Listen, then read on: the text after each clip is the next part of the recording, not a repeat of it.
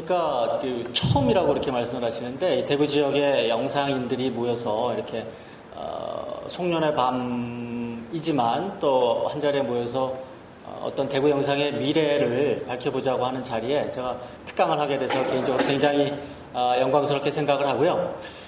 이번에 그 특강을 해달라는 이제 요청을 받고 제가 이번 오늘 행사의 그 개요를 보니까 제목이 아까 여기 써있던 것, 여기 써있는 것처럼 좀 빙하기에 뭐 대구 영상 어떻게 하면 살아남을까 이렇게 돼 있더라고요. 그래서 깜짝 놀랐어요. 그래서 야 이게 장난이 아니구나. 그러니까 오죽하면 카피 제목이 첫 마디가 빙하기에 이런 얘기가 나와서 굉장히 놀랬고 그만큼 어떻게 보면 우리 대구 지역 또는 경북과 아울러서 우리 지역의 그 영상 산업이 굉장히 어렵구나라는 것을 느낄 수 있었습니다.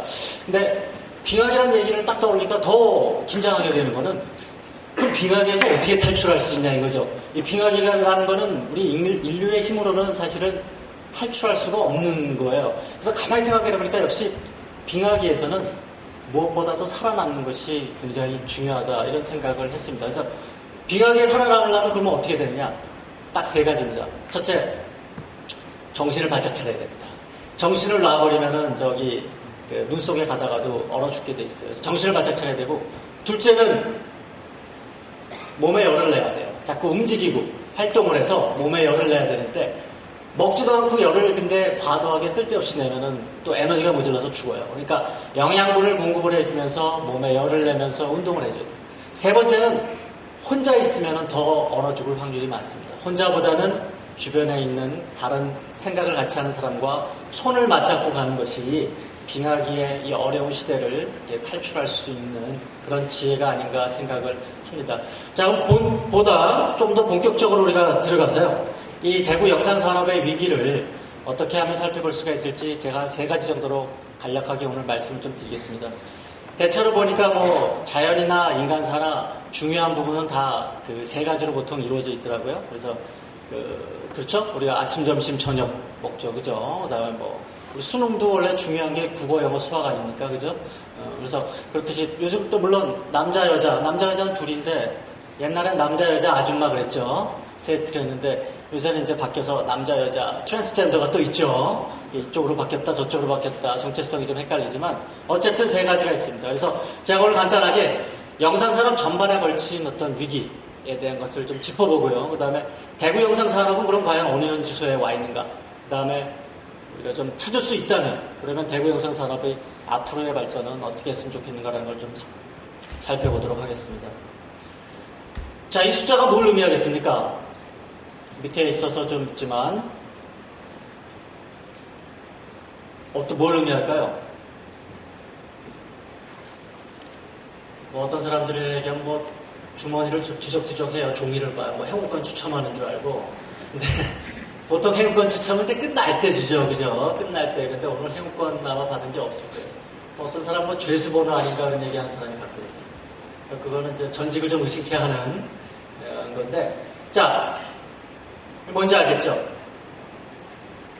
신비도예요, 신비도. 그죠? 1108만 관객이 들은 거죠. 1000만을 넘겼던 최초의 대한민국 영화였죠. 자, 두 번째 1174만 들었던 건 태극기 휘날리며가 있었고요. 세 번째 왕의 남자가 1230만이 들었고 괴물이 2006년에 1301만을 들었습니다. 그래서 굉장히 우리 한국 영화가 호황을 누리던 시대가 있었습니다. 자, 이건 뭡니까? 270만, 250만, 270억입니다, 이거는. 즉, 드라마에서 한류 열풍을 몰고 온 배용준의 겨울연가가 270억의 수익을 냈죠. 물론 이거는 이제 KBS에서 일본 쪽으로 팔아서 올린 수익입니다. 이후에 아마 더 많은 수익이 발생을 했겠지만, 어떻게 보면은 좀 손해본 것도 많이 있어요. 일본 같은 경우에는 이거를 수입해서 실제로 일본 내에서의 가치 창출을 한 것은 1조 2천억 원으로 추산되니까 대한민국에서는 설마 이 겨울연가가 이렇게까지 잘 팔리리라고 생각을 못했고 부가사업에 대한 부분이 통합으로 넘어갔기 때문에 270억밖에 수익을 못 올린 사례였습니다. 아무튼 이것이 물꼬를 틀어서 옆에 보이는 대장군 같은 경우도 채 방영이 종용되기 전에도 250억이라는 수익을 올릴 수 있었어요. 자, 한류 열풍 대단했죠. 지금도 그 부분이 좀 남아있어서 흘러가고는 있습니다만, 자, 이런 대한민국의 영상산업은 90년대 중반 이후에 눈부시게 성장을 했습니다. 그래서 2000년대 들어서 1000만 관객을 동원한 영화가 4편 이상이 됐고, 한국 영화의 점유율도 60% 이상을 넘었어요. 한류 열풍이 아시아권 전 세계적으로 확산이 됐고요. 자, 이런 한국 영상산업의 화랑에는 영상세대 엘리트들이 주도된 체계적인 어떤 제작 방법이 하나 있었고, 두 번째로는 다양한 장르와 소재 등이 있었죠. 사극이면 사극, SF면 SF, 정치면 정치. 그 다음에 대기업 및 국내외 금융자본의 투자가 아우러져서 국내 영상산업이 2000년대 들어서 화랑을 맞이하게 됩니다. 자, 이런 영상산업의 화랑은 더 이상 영상산업은 하나의 작은 그냥 어떤 문화나 이런 쪽에 머무르는 것이 아니라 우리 인간이 만들어낸 고도의 어떤 지적 산물의 총체로 이루어진 경제활동이고 지식 기반 산업의 핵심적 중추로 인정을 받게 됩니다. 그래서 우리나라에서도 어떻게 됩니까? 정책적으로 앞다투어서 영상을 밀어주게 됩니다. 그래서 문화관광부 장관이 지금 뭐 영화 감독이 한번 했었죠? 그 다음에 지금도 탤런트 출신의 윤철 씨가 하고 있죠? 이런 쪽에 파격적인 인사가 이루어진 거와 플러스해서 금융 쪽, 뭐 정책적으로 대단한 지원이 이루어집니다. 대단한 지원이 이루어져서 우리 국가의 그 비전은 뭐였었냐면 전 세계적으로 문화 콘텐츠의 5대 강국하게 되는 게 목표였었어요. 지금 그런 것이 어떻게 되어가고 있는지는 우리가 좀 되짚어 봐야 되는 문제지만 그렇게 되어 왔었습니다. 자, 그런데 이게 왔죠. 아까 우리 제목에서 봤듯이 빙하기가 다가오기 시작을 합니다. 2006년까지 잘 나가던 우리의 영화, 드라마 산업이 2007년을 넘어서기 시작을 하면서 여기 보이는 숫자로 탈바꿈을 하게 되는데 4천만이 들었을 리가 없죠. 그죠? 4천이 아니죠. 이거 단위가 바뀌었어요. 400만, 그다음에 600만, 500만 정도로 바뀌었습니다. 겨우 400만 관객이 들었었던 게 우생순. 그죠? 임순례 감독의 우생순이 겨우 400만을 넘겼고요. 그 다음에 나홍진 감독의 추격자 같은 경우가 한 500만을 넘겼습니다. 그 다음에 2008년에 그래도 가장 잘 나갔던 영화, 지금도 뭐 좋은 모습을 보이고 있는 영화 놈놈놈이 668만 5천 명 정도가 겨우 들어서 체면치레를 하고 있는 그런 상태입니다. 자, 이런 영상산업의 위기는 2006년부터 이미 좀 예고가 돼 있었죠. 2006년에 스크린 쿼터가 축소됐어요. 우리나라에서 146일 한국 영화를 방영해야 되던 게 73일로 2분의 1이 줄었죠. 그 다음에 한국 영화의 수익 구조가 대단히 불안하죠. 그 다음에 국내외적으로 경기가 냉방에 들어갔습니다. 지금 미국발 그런 경제 위기가 우리나라에도 굉장히 큰 영향을 미치고 있습니다. 그래서 2007년에 그 1,800만 관객이 들었던 부분이 2008년에 들어와서 1월부터 10월까지만 해도 1,500만으로 한 14.9%가 감소를 했어요. 2008년에 개봉작 수는 한 89편 정도가 되는데 편수로는 2007년 대비해서 한 편 정도가 줄은 거지만 이거는 그 아까 얘기했었던 화랑기가 2006년을 필두로 해서 꺾입니다. 그러니까 2006년 화랑기 막바지에 막차 탄 영화들이 굉장히 많았어요. 근데 2007년 들어서 개봉을 못하고 창고에 쭉 쌓아놨었어요. 그런 것들을 할 수 없이 창고 개방 정리하죠. 우리가 옷가게도 창고 개방 정리하지 않습니까? 그것처럼 창고 정리를 하면서 풀었던 영화들이 그나마 편수를 채워주고 있어서 2008년에 약 89편 정도를 개봉을 했다라고 우리가 볼 수 있습니다. 자, 근데 개봉 편수가 중요한 게 아니죠. 수익률을 보니까 어때요? 2007년에 개봉 영화가 10편 중에 9편이 적자입니다. 그다음에 2008년은 아직 집계가 안 됐습니다만 그 적자폭은 아마 더 클 걸로 예상이 되어지는데 200만 이상 들은 관객이 200만 이상 들은 영화가 6편밖에 안 될 정도로 굉장히 열악한 관객 수를 보이고 있습니다. 2009년에는 이러한 현상을 보고 더 이상 제작이 활성화될 수가 없습니다. 그래서 지금 예상하고 있는 부분이 약 40편 정도 하면 잘 하지 않겠느냐, 이런 것들이 보통 영화판에서 나오고 있는 얘기입니다. 자, 이런 걸 보여주듯이 지금 29년이라는 영화가 기획 단계에 있어가, 그죠? 지금 뭐 무기한 연기 상태로 들어갔습니다. 누굽니까? 미녀는 괴로워의 일약스타로 떠올랐던 김하중이, 그죠? 김하중하고 유승범이 캐스팅돼갖고, 한번 야심차게 시작을 해보려고 하다가 지금 무기한 연기가 들어갔고요. 저 옆에 보이는 영화는 내 사랑 내 곁에라는 영화로 하지원하고 원래 권상우가 캐스팅되려고 하다가 권상우가 삐걱삐걱 돼갖고 빠꾸났죠. 그래서 최근에 김명민으로 캐스팅돼서 아마 제작에 들어갈 걸로 보이지만 이만큼 어렵다라는 것을 보여주는 그런 예라고 볼 수 있겠습니다. 방송은 어떨까요? 여기 써있는 말이 보여주죠. IMF 체제 때보다 더 힘들어요. 입사하고 회사 안팎으로 이런 상황을 맡기는 이번이 처음입니다. 또 광고 매출이 IMF 때보다 더 심각합니다. 내년에는 사상 최악의 시나리오가 전개될 것 같습니다. MBC에 있는 간부, 그 다음에 사장 등이 한 얘기입니다. 그 다음에 마지막으로 웬만한 것은 다 하고 있다. 그죠? 이거 한마디로 다 우리가 대변해 볼 수 있을 것 같습니다. 최근에 대구 MBC도 지금 구조조정에 들어갔어요. 그래서 제가 연락을 해보니까 조직이 개편이 됐습니다. 그래서 원래 1실 5국 체제, 1실 4국, 그래서 토탈 5국 체제였던 것이 엊그저께 1실 2보부 체제, 3국 체제로 바뀌었어요. 그래서 그 후속 조치로 아마 그 이하에 있는 식솔들에 대한 여러 가지 아마 구조조정이 지금 단행이 될 것 같습니다. 이게 이런 상황이에요. 지금 서울에 있는 어떤 방송사뿐 아니라 지역에 있는 방송사 더 어렵습니다. 자, 이런 위기에 영화나 그 방송산업은 어떻습니까? 미국발 금융위기로 촉발이 됐죠. 그래서 국내외적으로 경제 한파로 인해서 방송 광고 시장이 급속하게 위축이 되고 있습니다. 항상 경제 어려워지면은 제일 먼저 비용 절감하는 데가 광고, 그다음에 홍보 이런 분야거든요. 보면은 2008년 어때요? 10월에 이미 방송 3사의 광고 매출이 1,884억 원으로서 이건 지난해 대비해서 464억 이미 감소됐고요. MBC 같은 경우도 4분기만 봤을 때 광고 매출이 500억 지금 감소되어 있는 상태고 KBS는 올해 적자가 900억, 내년에도 1,000억 되는 거는 시간 문제라고 지금 나오고 있습니다. 자, 그 다음에 이런 경제적인 위기뿐 아니라 방송사에서는 또 갖가지 뉴미디어들이 치고 올라와요. 그래서 방송 시장을 빼앗아가고 있죠. 이러한 다양한 매체들이 새로운 우리 영상산업의 파일을 창출해낸다면 얼마나 좋겠습니까마는 우리나라 그렇지 않죠. 이런 새로운 뉴미디어들이 기대고 있는 부분들은 대개의 경우에는 지상파 컨텐츠들을 가지고 나눠먹기식을 하고 있다. 그러다 보니까 서로 제살 뜯어먹기식을 하다 보니까 파일은 커지지 않고 그 속에 있는 업체들은 살아남지 못하게 됩니다. 그러니까 몇몇 대기업만 살아남는 이런 악순환이 지금 계속되고 있다는 겁니다. 자, 이런 위기의 영상산업을 통해서 지금 현재 현업에 있는 방송사들은 대대적인 이런 아픔을 지금 감내하고 있습니다. 그래서 주중 드라마 보통 우리가 80분까지 늘었어요. 옛날에는 보통 한 60분 정도 했었는데 장사가 잘 되니까 조금씩 늘려갖고 80분 정도 가던 것이 72분으로 줄이기로 방송 3사가 거의 합의를 했습니다. 그 다음에 MC 지금 다 바뀌었죠? 그죠? 김재동 교체, 정관용 씨 KBS에서 지금 심야토론, 라디오 방송하던 심야토론까지 다 교체됐습니다. 윤도현도 못 나오고 있죠. 고액 출연료를 받고 있는 MC들 다 교체됐습니다. 이런 MC들을 교체하면서 얻는 수익이라는 뭐하죠? 절감 효과가 KBS 같은 경우 약 130억 정도가 된다고 합니다. 1년에. 그러면은 일반적으로 생각하면 굉장히 큰 돈이긴 하지만 KBS 정도의 규모로 봤었을 때 그렇게 큰 돈이 아니에요. 그리고 이런 스타급 MC들이 굉장히 필요하죠. 그럼에도 불구하고 이런 조치를 단행할 수밖에 없는 것은 아마 상징적인 부분이 굉장히 큰 파트를 차지하고 있다고 생각을 하고 MBC도 주말 밤 드라마 폐지합니다. 그다음에 SBS도 금요 드라마를 지금 잠정 중단하는 것으로 되어 있고요. 일일 드라마를 이것도 폐지해야 되는 거 아니냐 이런 가능성마저도 지금 제기되고 있고요. 그다음에 각종 경비 절감 불 끄는 것부터 시작할 겁니다.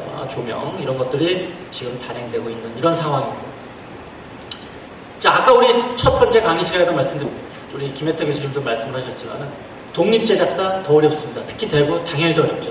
국내 독립제작사가 약 851개가 있습니다. 지금 신고 등록된 것이 851개가 있는데 이 중에서 자본금 3억 미만이 76.9%예요. 그 80%에 가깝게 자본금 3억도 안 되는 상태이고 60.8%가 제작 인력이 10명 미만입니다.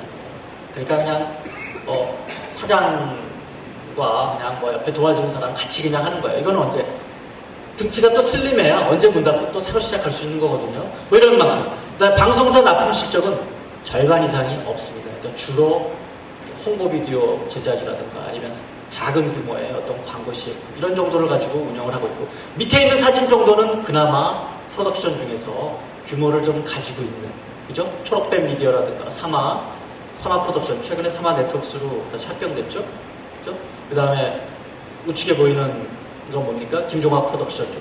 이런 어떤 커다란 어떤 그 독립 프로덕션 이외에 나머지는 다 살아가기가 지금 어려운 그런 상태가 되니까. 자, 이런 위기, 영상산업 위기죠. 대중문화산업 전반적으로 지금 위기죠. 경제 위기죠. 이런 위기 3종 세트에 플러스에서 지역이 또 붙어요. 우리 대구는. 뭐 헤쳐나갈 길이 없습니다. 힘듭니다. 자, 지역 방송 산업 어떻습니까? 불합리한 방송 정책, 그다음에 열악한 광고 수준, 디지털 뉴미디어의 등장으로 고사 직전에 있습니다. 불합리한 광고 정책, 방송 정책 어떻습니까? 우리 지상파 방송 같은 경우에는요, 지역 민방이나 이런 경우는 자체 편성 비율이 한 30%가 넘어요. 그래서 이런 것들 때문에 지역 민방 같은 경우 굉장히 어려움을 겪고 있어요. 경제적으로 굉장히 어려움을. 스스로 제작해야 되는 게 30%가 넘어가는데 시청률이 나옵니까? 안 나옵니다. 광고 붙습니까? 안 붙어요. 광고 수주 안 됩니다.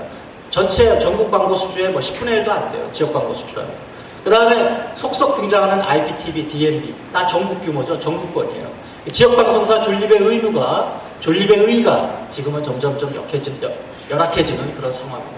지역 영화 산업, 사실 지역 영화라고 하는 부분은 거의 우리가 얘기할 수 없을 정도예요. 그냥 뭐 한 단편 영화, 독립 영화 수준이죠. 지금 대구에서도 독립 영화제가 9회째를 올해로 맡고 있었던 걸로 제가 알고 있는데 거의 뭐 미미한 수준의 작품이 나오고 있는 그런 상태입니다. 그 다음에 지역 외주 프로덕션, 광고 제작 프로덕션 더 어렵습니다. 방송물이라는 거 따기 힘들고요. 광고나 홍보물로 지금 돌아가고 있는 그런 상태입니다. 자, 이런 대구 영상 산업이 어려운 이런 위기 상황에 처해 있었을 때 우리가 그러면 손 놓고 있을 수만은 없겠죠. 늘 우리가 듣는 얘기입니다만 위기는 곧 기회다라고 얘기할 수 있겠죠. 1920년대에 보면은 독일에서 독일식 표현주의 영화가 굉장히 성장을 합니다. 이것은 이후에 미국의 1930년에 영화 성장에 영향을 끼쳤고요. 또 1940년 이후에 프랑스 영화 성장에도 영향을 끼칩니다. 이 독일식 표현주의가 1920년에 왜 독일에서 발전했는가를 보면 1920년대는 1차 세계대전이 끝난 다음에 그러니까 독일은 굉장히 경제적으로 피폐해 있고 인플레이션 심하고 경제 가치가 떨어지고 돈이 뭐 엄청나게 그 가치가 값어치를 잃어버렸을 때예요. 이렇던 어떤 허망한 이런 시절에 돈이 쓸 게 없으니까 가서 그냥 영화나 보자. 또는 피폐해 있는 그 나라 사정으로서 뭔가 구심점을 찾고 희망을 찾아야 될 것은 오히려 영상과 영화밖에 없다는 것으로 통해서 굉장히 영상 산업이 오히려 발달하게 되는 그런 계기가 됩니다. 자, 이런 어떤 계기를 우리가 봐서라도 대구 영상 산업의 발전 방안을 한 3가지 정도로만 제가 말씀드리고 좀 정리를 하도록 하겠습니다. 이 글자들이 옆으로 좀 누웠네. 영화, 방송, 유관 산업 옆으로 누웠는데요. 자, 영화 부분에 있어서 봤을 때는 최근 2008년 들어서 이런 불황인 영화 산업 때문에 전국 규모의 영화도 10억 원 안팎의 저예산 영화들이 속속 등장을 하고 있습니다.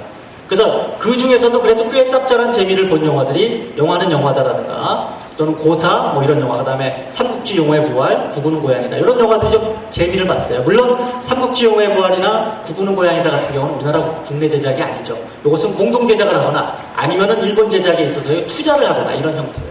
그래서 다각적인 이런 면들이 좀 모색되고 있고요. 이 지역으로 봤었을 때 그럼 어떠냐? 단편 영화 제작을 하는 사람들이 지역에도 꽤 있어요. 이런 분들하고 네트워킹을 할 필요가 있고요. 이것은 왜 그러냐면 아시아 영화들도 부산국제영화제의 성공으로 인해서 전 세계적으로 이제 서서히 좀 주목을 받고 있는 시대를 왔거든요. 그래서 부산국제영화제에서도 독립영화가 방영이 되면은 그것을 우리나라 지금 케이블 방송 중에서 중앙방송 같은 데는요, 그거 가서 독립영화를 삽니다. 그래서 케이블에서 틀어요.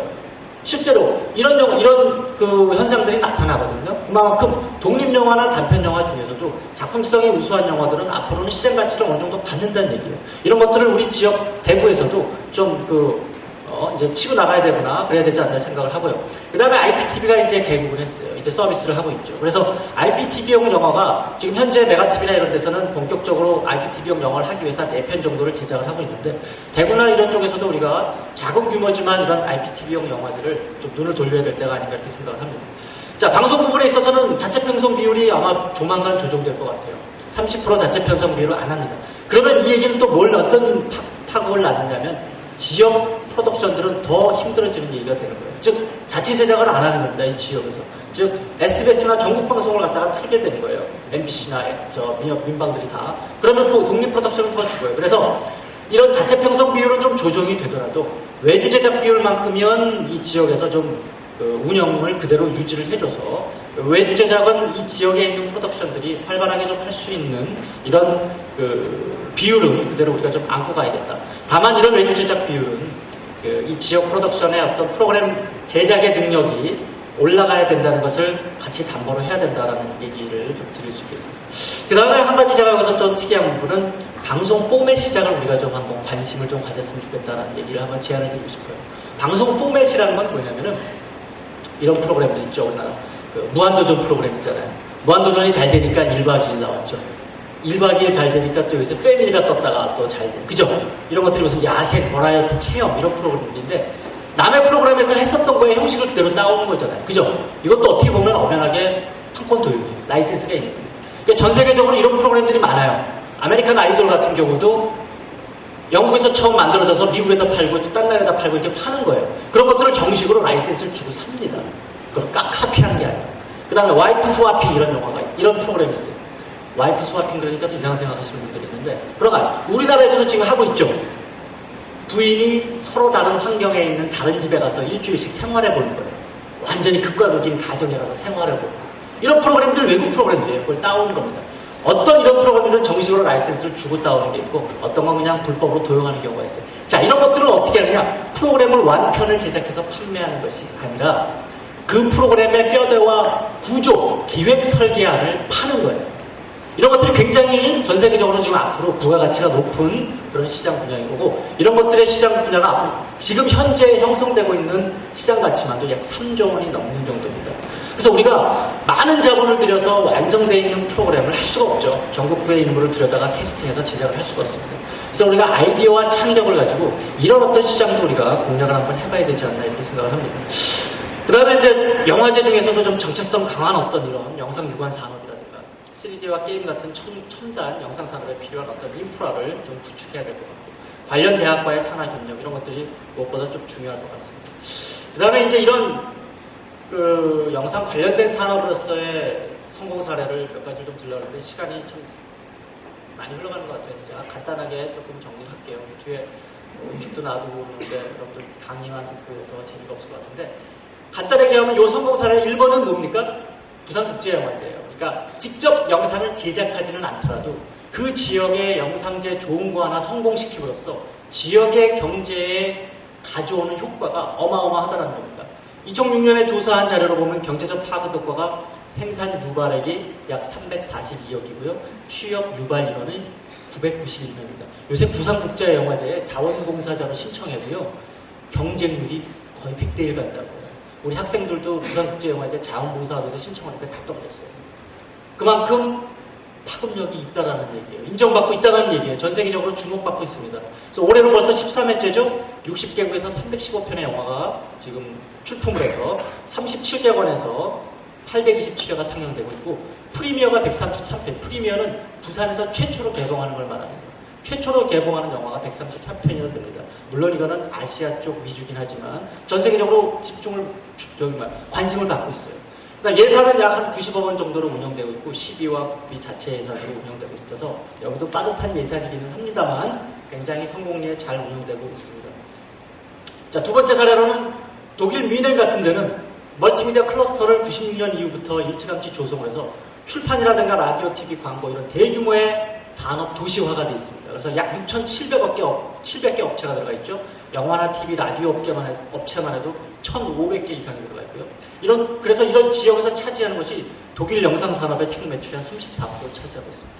이것은 그냥 이루어진 게 아니죠. 정부의 노력과 그 지역 주민들, 지역 지자체의 어떤 합심으로 인해서 이루어져 있는 겁니다. 또 미국의 실리콘밸리도 굉장히 유명하죠. 뉴욕 같은 데에는 약 5,000개의 뉴미디어 기업이 밀집되어 있어서 그 시너지 효과가 굉장히 크게 나타나고 있죠. 자, 그래서 결론적으로 이러한 앞에 것들을 쭉 우리가 짧은 시간이지만 훑어서 내릴 수 있는 결론은 뭐겠습니까? 영상산업 관련 기구라든가 제작사, 기획사 등이 적극적으로 이 지역에 좀 입주할 수 있도록 유도를 해야 되고 그래서 궁극적으로 영상산업 클러스터를 구축할 수 있도록 우리가 좀 다 같이 신경을 써야 됩니다. 그러니까 즉 그냥 좋은 영화 한 편 제작하거나 좋은 영상제 하나 만든다고 해서 우리 지역의 영상산업 절대 발전할 수 없습니다. 그리고 가만히 있고 뭐 영상 누군가가 만들어줘 이거 가지고는 제가 보기에는 안 될 것 같아요. 우리 지역에서 진정으로 영상산업이 꽃 피워야 되고 우리가 진정으로 이 지역에서 영상을 원한다면 이 지역 자체가 영상의 구심점이 될 수 있는 지역으로 같이 탈바꿈돼야 돼요. 그래서 과감하게 좀 얘기를 하면 지자체라든가 정부에서 이쪽에 영상 기획사나 이런 거 들어올 때 세제 완전히 감면해 주는 거예요. 하다못해 영화배우가 우리 지역에 살겠다 그러면 집 그냥 주는 거예요. 집 그냥 줘 살게끔 하도록. 그 정도 파격적인 지원을 해줘야 돼요. 그러면 우리가 얻는 거 뭐냐? 단기적인 성과로는 눈에 안 보일 수도 있죠. 서서히. 그렇게 해서 자발적으로 이러한 우리 대구가 거기 가면 모든 것들이 편하고 영상들이 살 수 있다.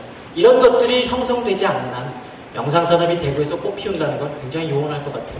그래서 쉬운 일은 아니지만 우리가 이런 생각을 가지고 정책적이면 정책적, 그 다음에 또 직접 현업에 종사하시는 분들이면 종사하시는 분들, 그 다음에 우리가 그것을 즐기고 이용하고 또 관심 갖는 우리 모두가 다 같이 합심을 하지 않으면 영상산업의 발전이 이룰 수 없다라는 걸 말씀드리고 싶고, 또 그렇게 합심을 하게 되면 우리 대구 지역도 이러한 영상산업이 하나의 커다란 주도기가 될 수 있다라고 말씀을 드리겠습니다. 감사합니다.